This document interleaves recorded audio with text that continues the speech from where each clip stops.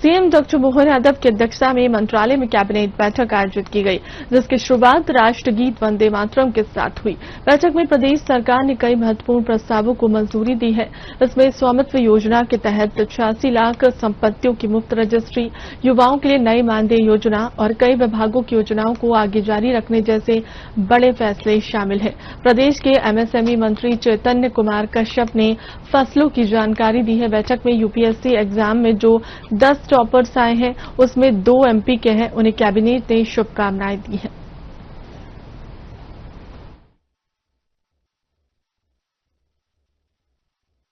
पत्रकार साथियों, आज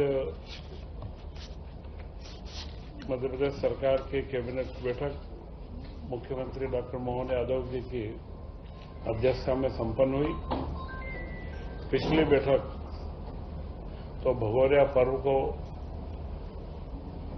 देखते हुए बड़वानी के अंदर की गई थी और जिससे भगोरिया को एक राष्ट्रीय पहचान भी प्राप्त हुई है। आज की बैठक में महत्वपूर्ण मुद्दे जो थे वह एक तो जो 10 आईएएस के टॉप 10 टॉपर्स आए हैं, उनमें से 2 युवा हमारे मध्य प्रदेश के आए हैं, इसलिए उनको हमने कामनाएं भी दी। मुख्यमंत्री जी ने उसका उल्लेख भी करा कि हमारे प्रदेश के युवा लगातार प्रगतिशील हैं। इसी के साथ में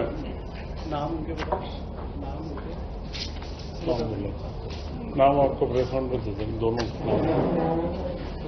सचिव के नाम। इसी के साथ में इस बार गेहूं उपार्जन में जो 2585 रुपए का केंद्र का मिनिमम समर्थन मूल्य था, उसमें मध्य प्रदेश सरकार ने पहली बार 40 रुपए का बोनस जोड़ करके और उसे 2625 रुपए में खरीदी करने का निर्णय लिया है। यह कदम जो हमारे घोषणा पत्र में 2700 रुपए का कदम है, उसमें यह क्रमबद्ध बढ़ने की शुरुआत हुई है और इसी के साथ में उड़द के ऊपर 600 रुपए प्रति क्विंटल की दर से बोनस देने का भी निश्चय किया गया है। कृषि वर्ष को इस बार मनाना भी है। कृषि से संबंधित सारे साल भर के कार्यक्रम तैयार हो रहे हैं और जिसमें विभिन्न क्षेत्रीय स्तर पर भी खेती को बढ़ावा मिले, वह पूरे प्रदेश के अंदर नई उन्नत तकनीक के साथ में खेती बढ़े, इन सब के बारे में लगातार योजनाएं बन रही है। परंतु जो हमारा मुख्य ध्येय है कि किसानों को उनकी उपज का पूरा मूल्य मिले और उसी के अंदर पूर्व में भी भावांतर योजना सफलतापूर्वक मध्य प्रदेश में जो लागू की गई है, इस बार गेहूं उपार्जन का भी पूर्णतया जो भाव वृद्धि करके हमने दिया है। इसी के साथ एक महत्वपूर्ण विषय था स्वामित्व योजना का, जिसमें 46 लाख परिवारों को चिन्हित किया गया जिनके पास में कोई अपने स्वामित्व के दस्तावेज नहीं है।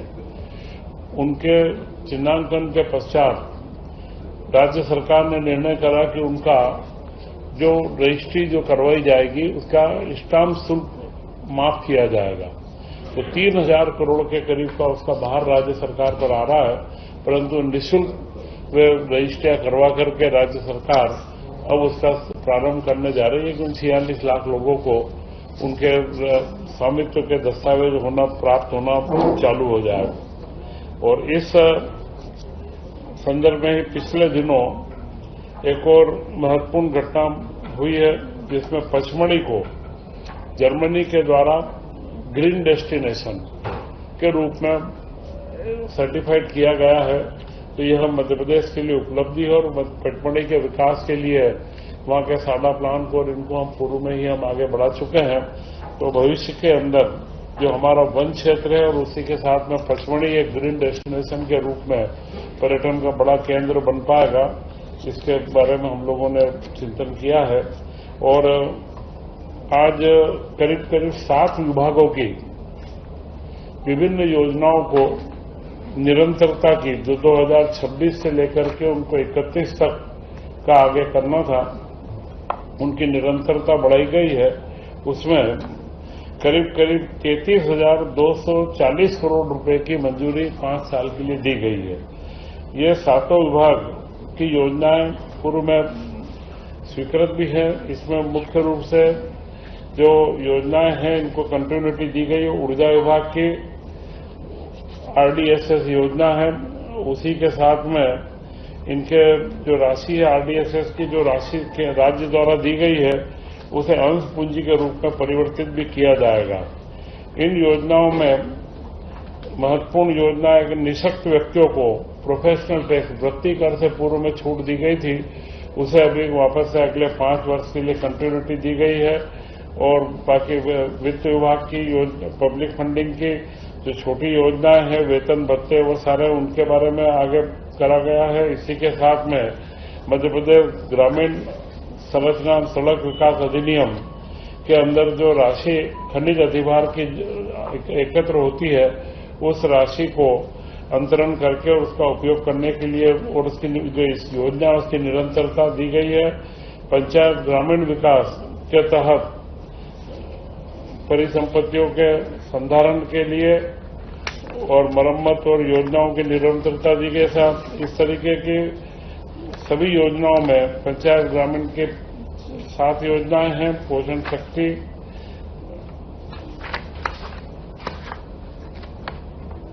इसके साथ योजना आर्थिक सांख्यिकी विभाग के अंदर नीति आयोग के सारे वेतन भत्ते और उनकी कंटिन्यूटी की योजना है। और जनजाति कार्य में पोस्ट मैट्रिक छात्रावास और उनकी जो योजना चालू है उसकी निरंतरता 610 करोड़ रुपए टोटल 33,000 करोड़ की है। उसकी सूची आपको उपलब्ध अभी करवा दी जाएगी। और अनुसूचित जाति अन्वेषण संस्था की निरंतरता दी गई है। जनजाति क्षेत्र में महिला बाल विकास में जो नोराड स्टाफ डैम आदिवासी महिलाओं का आर्थिक सशक्तिकरण, तेजस्वी ग्रामीण महिला सशक्तिकरण, इन समस्त योजनाओं की निरंतरता आगे दी गई है। महिला एवं बाल कल्याण संचालनालय, बाल अधिकार संरक्षण आयोग और राज्य महिला आयोग, इनके अंदर जो बजट की राशि है उसकी स्वीकृति दी गई है। और सूक्ष्म, लघु तथा मध्यम विभाग का तीनों कार्य जो मुख्य निवेश संवर्धन की जो सहायता दी जाती है उसकी योजना को 26 से 31 तक तथा स्टार्टअप की योजना को 2026 से 31 तक वो विभाग के जिला व रीजनल कार्यालयों को निरंतरता के लिए इसमें आगे बढ़ाया गया है। 10,000 करोड़ के करीब इसमें सब्सिडी का प्रावधान है और स्टार्टअप में 600 करोड़ के करीब खर्च का प्रावधान दिया गया है।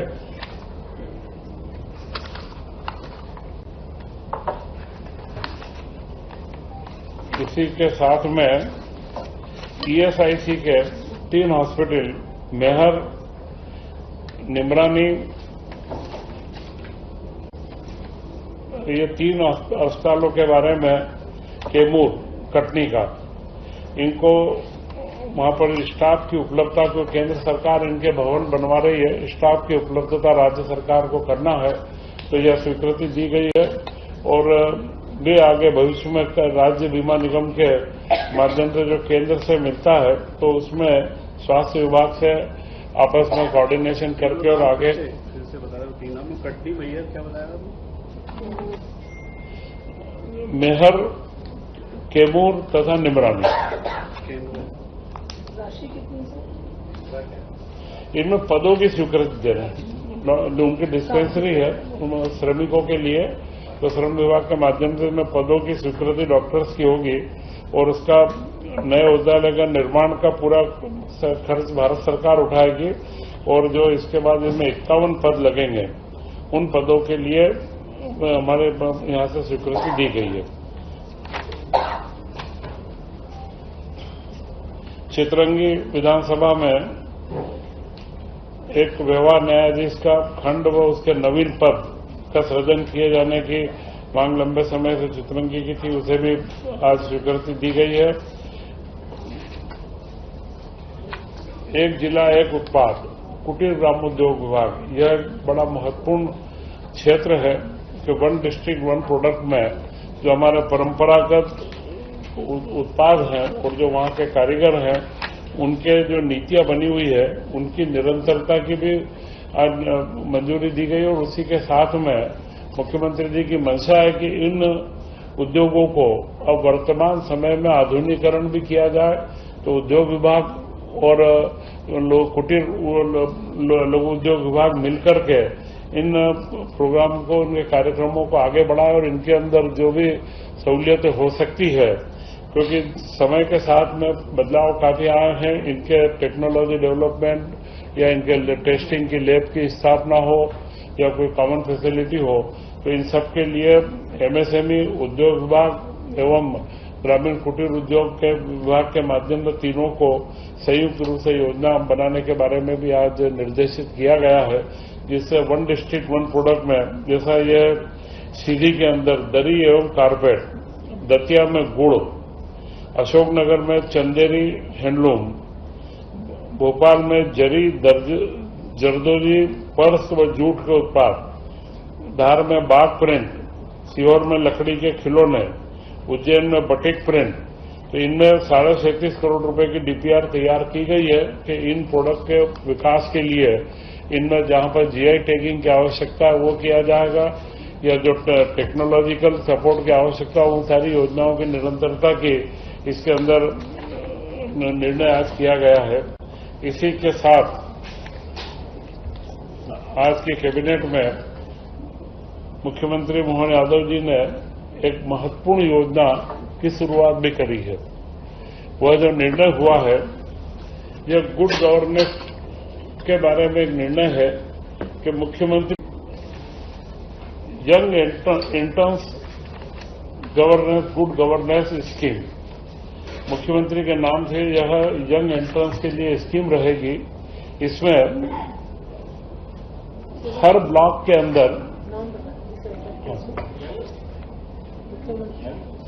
मुख्यमंत्री young interns for good governance program, CMYIGGP, chief minister young intern for good governance programme.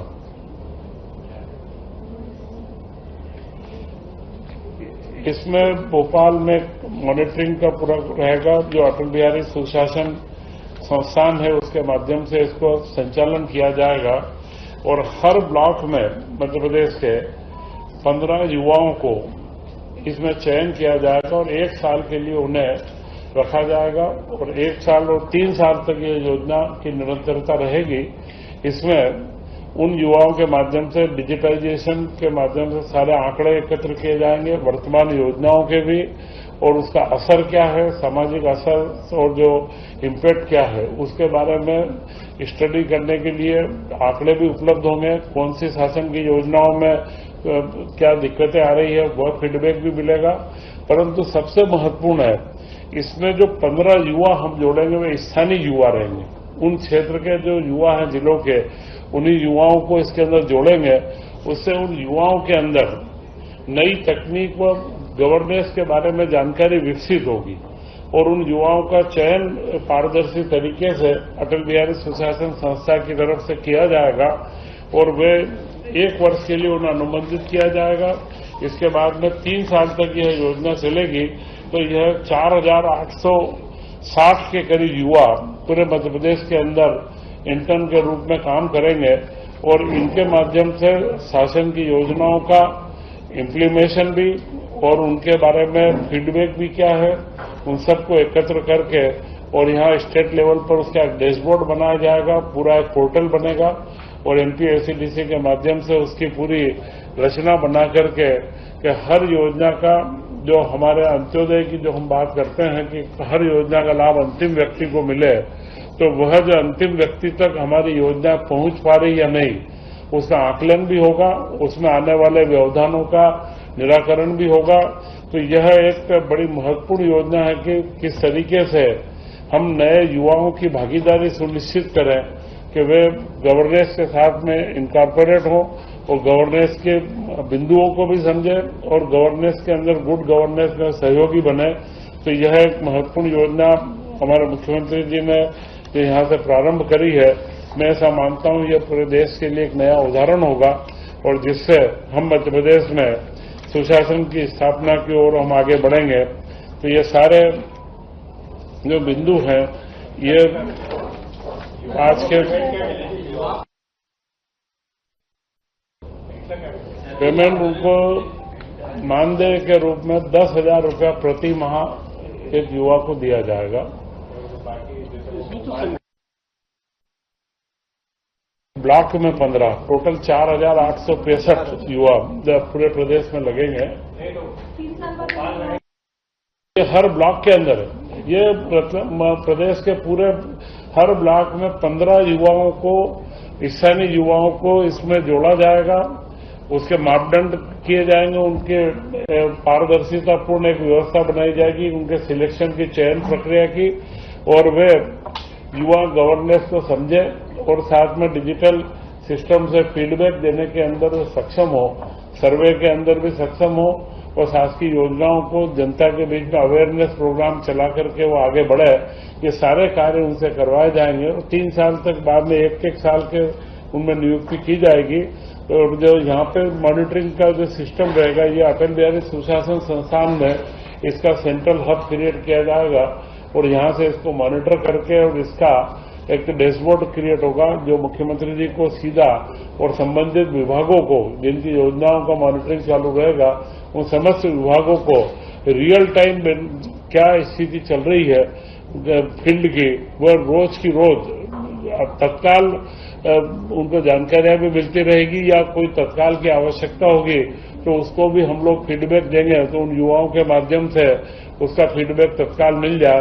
यह एक बड़ी महत्वाकांक्षी योजना है। ये पूरा उसकी पारदर्शिता बता दीजिए, जिसका कोई बजट इसमें करीब 170 करोड़ के आसपास का 3 साल का टोटल 170 करोड़ का इसका